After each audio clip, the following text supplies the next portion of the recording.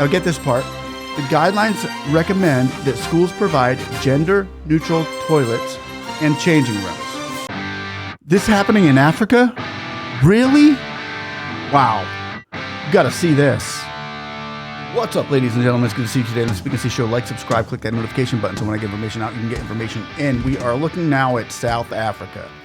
With all we've seen in Africa regarding the LGBTQ movement going on in Uganda, Ghana, and the most parts of the Central Africa regions have just defined new laws to combat against the LGBTQ agenda that the Westerners seem to have been infiltrating in their systems little by little. Now, with this, what we've just found in South Africa, it's mind-boggling that they've gotten this far in pushing the LGBTQ agenda in South Africa, literally to where schools in South Africa could start having neutral-friendly or gender-friendly bathrooms. To see this in Africa, it seems to be a definitely push towards obtaining and embracing the LGBTQ movement in South Africa, which is part of what Malema and Ramaphosa in South Africa have been wanting to do. We're going to go over the U.S. Department of State's reports on the human rights practices in South Africa, and we're going to go over the laws and what their goals are in South Africa to maintain a LGBTQ agenda. We know that Ghana and Sam George have fought against this. They literally came to America and fought against this. We know that Burkina Faso, Mali, and Niger, they're kind of one of the reasons why they wanted to separate from the Westerners because of this agenda. And we know Uganda, Museveni has been totally against it.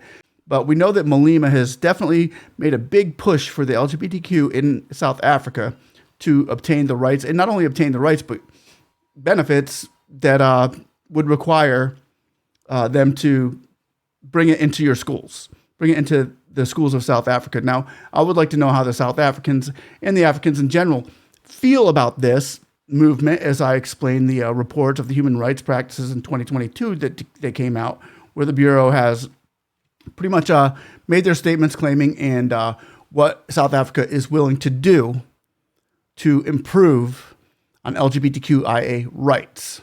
And what the deal is South Africa gets graded and paid in promoting the LGBTQIA. And that's one pot that Malema and Ramaphosa seem to have their hand in quite deep.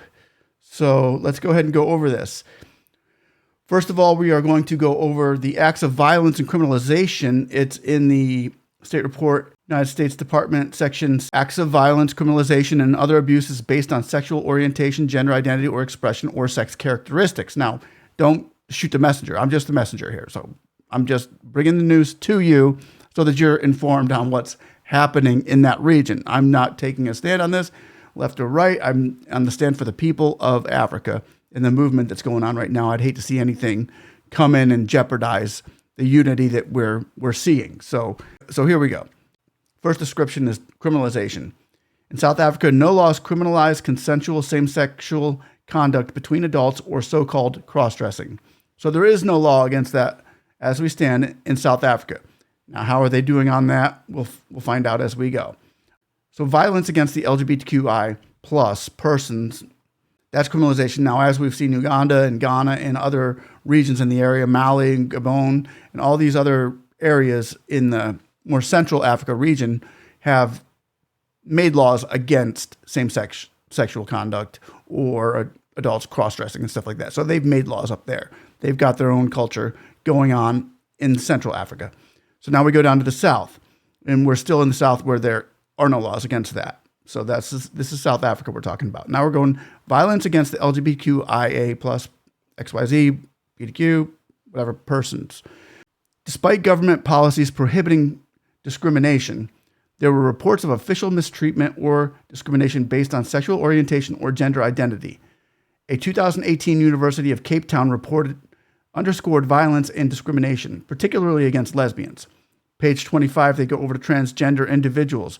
The report documented cases of secondary victimization of lesbians, including cases in which police harassed, ridiculed, and assaulted victims of gender-based violence who reported abuse.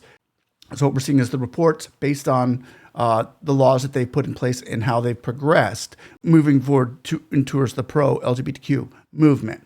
LGBTQI plus individuals were particularly vulnerable to violent crime due to anti-LGBTQI plus attitudes within the community and among the police. Anti-LGBTQI plus attitudes of junior members of SAPS affected how they handled complaints by the LGBTQI plus individuals. According to Mamba Online, a gay news lifestyle website, as of October, 9 LGBTQI plus persons had been killed. One NGO in Durban claimed most hate crime victims did not report their cases to police due to secondary victimization.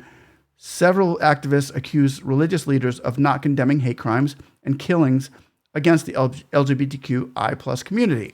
So that's a strike against South Africa. What are you going to do about it? And South Africa's got to move forward into addressing these issues. So discrimination. The Constitution prohibits discrimination based on sexual orientation. The law prohibits discrimination against LGBTQI plus persons in housing, employment, nationality news, and access to government services such as healthcare. The government was making some efforts to enforce this law. The Department of Basic Education issued new draft guidelines for the socio-educational inclusion of diverse sexual orientation, gender identity, expression, and sex characteristics in schools, which are intended to create a more inclusive and affirming environment for LGBTQI plus students. Now get this part. The guidelines recommend that schools provide gender-neutral toilets and changing rooms. Now that right there describes what America has done in many of their cities that are very liberal, very Democrat-based voters, and that are pushing the LGBTQIA agenda.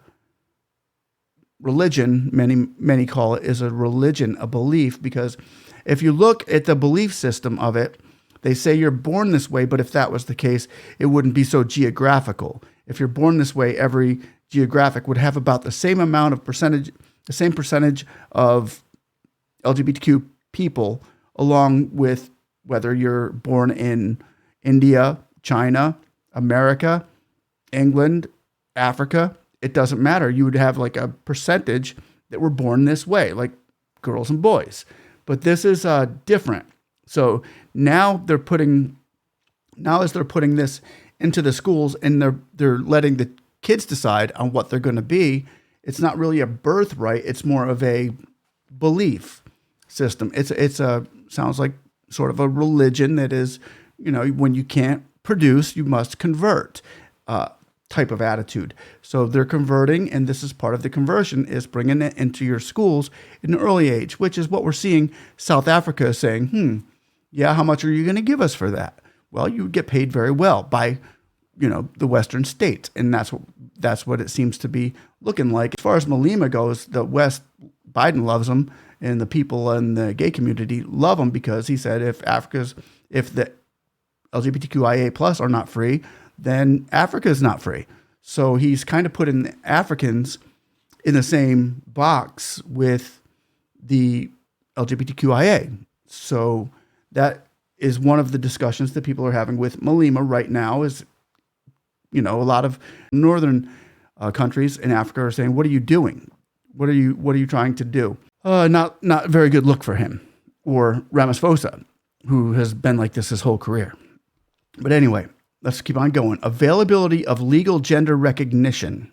Now, you're recognized as your gender in Africa. If you're born male, you're male. If you're born female, you're female. If you're born male, you're a boy. If you're born female, you're a girl. It's that simple. So here's where we're going into availability of legal gender recognition. The law allows transgender individuals to change their legal gender markers. However, the strict requirements of the law impose barriers on legal gender recognition that left many transgender persons without an accurate identity documents. The law requires that medical or surgical gender reassignment procedures have taken place. So right now in South Africa, you can't call yourself a boy if you haven't gotten the operation. You can't call yourself a girl if you haven't gotten the operation. So that's South Africa's law right now. Now, they're leaning over into changing that to where you can just say whatever you want, and that's what you are. That's what the law is promoting and asking them to do. Let me keep reading. Because the law requires a medical diagnosis along with some sort of medical intervention, many transgender persons could not obtain legal gender recognition, which in America, it's been pushed like this in many states now. Not all states. Some states have combated against it, just like in Africa. Some countries in Africa have combated against it.